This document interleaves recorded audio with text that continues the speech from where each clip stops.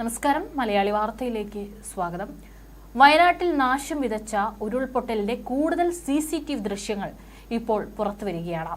കഴിഞ്ഞ ദിവസം ഒരു CCTV ദൃശ്യം പുറത്തു വന്നിട്ടുണ്ടായിരുന്നു. ചുരൽമലയിൽ സ്ഥിതി ചെയ്യുന്ന ബേക്കറിയിലെ CCTV ദൃശ്യങ്ങളിലാണ് മണ്ണിടിച്ചിലിന്റെ ഭീകരത വ്യക്തമാകുന്നത്. ഉരുൾപൊട്ടലുണ്ടായ അർദ്ധരാത്രിയിലെ വീഡിയോകൾ സംഭവം നടന്ന ആഴ്ചകൾക്ക് ശേഷമാണ് പുറത്തു വരുന്നത്. കാരണം അത് റിക്കവർ ചെയ്തെടുക്കാനുള്ള സമയമാണ്. പ്രധാനമന്ത്രി നരേന്ദ്രമോദി ഓഗസ്റ്റ് 10-ന് ഉരുൾപൊട്ടൽ നാശനഷ്ടമുണ്ടായ പ്രദേശങ്ങൾ സന്ദർശിച്ചിരുന്നു. ഏതായാലും ഇപ്പോൾ പുറത്തു വന്നിട്ടുള്ള ഈ ഒരു ദൃശ്യങ്ങളെല്ലാം തന്നെ അതിന്റെ ഭീകരത എത്രത്തോളം ഉണ്ട് എന്ന് നമുക്ക് മനസ്സിലാക്കി തരുന്നുണ്ട്. കാരണം സെക്കൻഡുകൾക്കുള്ളിലാണ് ഈ ഒരു മലവെള്ളം ആ ഒരു പ്രദേശത്തെ മൊത്തം മൂടിക്കൊണ്ടും അതുപോലെ തന്നെ ആളുകളെയെല്ലാം എടുത്തുകൊണ്ടും പോയത്. അതിന്റെ CCTV ദൃശ്യങ്ങളെല്ലാം തന്നെ ഇപ്പോൾ വൈറലായിട്ടുണ്ട്. മാധ്യമങ്ങളിലെല്ലാം തന്നെ അത് വന്നിട്ടുണ്ട്. കൂടുതൽ ദൃശ്യങ്ങളും ഇപ്പോൾ പുറത്തു വരുന്നുണ്ട്.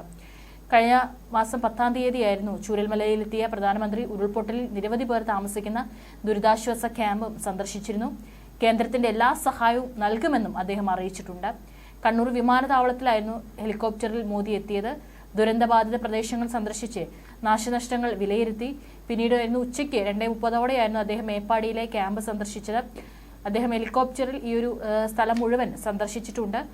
ഏതായാലും കൽപ്പറ്റയിൽ ഇറങ്ങുന്നതിന് മുമ്പ് ഇന്ത്യൻ വ്യോമസേനയുടെ ഹെലികോപ്റ്ററിലായിരുന്നു അന്ന് മണ്ണിടിച്ചിലിൽ തകർന്ന ചൂരൽമല, മുണ്ടക്കൈ, പുഞ്ചിരിമട്ടം ജനവാസ കേന്ദ്രങ്ങളിലായി മോദി വ്യോമ നിരീക്ഷണം നടത്തിയത്. അതിൽ നിന്ന് തന്നെ അദ്ദേഹത്തിന് വ്യക്തമായിട്ടുണ്ട് ഈ ഒരു ദുരന്തത്തിന്റെ ആഘാതം എത്രത്തോളം ഉണ്ട് എന്നുള്ളത്. ദുരന്തത്തിന് ശേഷം സൈന്യം 190 അടി നീളത്തിൽ ബെയിലി പാലം നിർമ്മിച്ചിരുന്നു. ഇതിലൂടെയും മോദി സഞ്ചരിച്ചിരുന്നു. ഏതായാലും കാലാവസ്ഥാ വ്യതിയാനത്തിന്റെ ഈ വർദ്ധിച്ചു വരുന്ന ആഘാതത്തിന്റെ ദുഃഖകരമായ ഓർമ്മപ്പെടുത്തലായി ജൂലൈ 30-ന് വയനാട് ജില്ലയിലുണ്ടായ ഉരുൾപൊട്ടലിനെ നമുക്ക് കാണാം. കാലാവസ്ഥാ വ്യതിയാനം മൂലം 10% കൂടുതൽ മഴ ലഭിച്ചെന്നാണ് കണക്ക്. 200-ലധികം പേർക്ക് ജീവൻ നഷ്ടപ്പെട്ടു. ഇന്ത്യ, സ്വീഡൻ, US, UK എന്നിവിടങ്ങളിൽ നിന്നുള്ള ഗവേഷകർ കാലാവസ്ഥാ വ്യതിയാനം തുടരുന്നതിനാൽ ഇത്തരം സംഭവങ്ങൾ കൂടുതൽ സാധാരണമാകുമെന്ന മുന്നറിയിപ്പ് നൽകുകയാണ്. മനുഷ്യനുണ്ടാക്കുന്ന കാലാവസ്ഥ വ്യതിയാനത്തിന്റെ ആഘാതം അളക്കാൻ വേൾഡ് വെതർ ആട്രിബ്യൂഷൻ ഗ്രൂപ്പിലെ ശാസ്ത്രജ്ഞർ താരതമ്യേന ചെറിയ പഠന മേഖലയിലെ മഴയെ കൃത്യമായി പ്രതിഫലിപ്പിക്കാൻ ആവശ്യമായ ഉയർന്ന മിഴിവുള്ള കാലാവസ്ഥാ മാതൃകകൾ വിശകലനം ചെയ്തു. കാലാവസ്ഥാ വ്യതിയാനം മൂലം മഴയുടെ തീവ്രത 10% വർദ്ധിച്ചതായി മോഡലുകൾ സൂചിപ്പിച്ചു.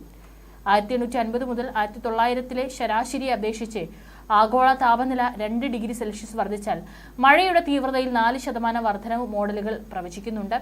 ഇന്ത്യയിൽ ഉൾപ്പെടെയുള്ള ചൂടേറിയ കാലാവസ്ഥ അതിശക്തമായ മഴ പെയ്യുന്നതിന് കാരണമാകും. ഏതായാലും ഇനിയും ഇത്തരത്തിലുള്ള മുന്നറിയിപ്പുകൾ വരുമ്പോൾ വളരെ സൂക്ഷിക്കേണ്ടതാണ്. കാരണം ഈ ഓരോ മുന്നറിയിപ്പ്, കാലാവസ്ഥ വ്യതിയാന മുന്നറിയിപ്പുകളെല്ലാം തന്നെ ഓരോ ജീവന്റെ വിലയാണ്. ഇനി വയനാടുണ്ടായതുപോലൊരു ദുരന്തം താങ്ങാനായിട്ട് കേരളത്തിന് സാധിക്കില്ല. കാരണം 1-2 ജീവനുകളല്ല, നിരവധി ജീവനുകളാണ് നമുക്ക് നഷ്ടപ്പെട്ടത്. ഇനിയും കണ്ടെത്താനുള്ള ആളുകളുടെ എണ്ണവും വളരെ കൂടുതലാണ്.